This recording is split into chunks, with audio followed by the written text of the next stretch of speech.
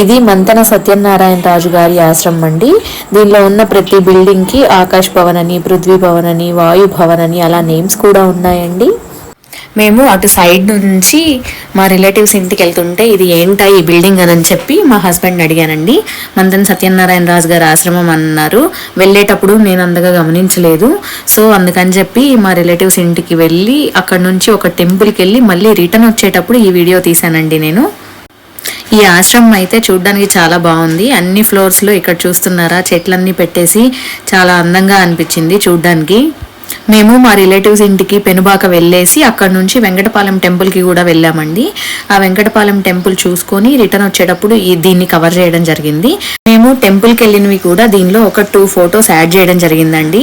Same ఇదంతా TTD వాళ్ళు ఎలా అయితే వెంకటేశ్వర స్వామి టెంపుల్ని తిరుపతిలో కన్స్ట్రక్ట్ చేశారో దాన్ని బేస్ చేసుకొని ఇది మొత్తం కన్స్ట్రక్ట్ చేయడం జరిగింది.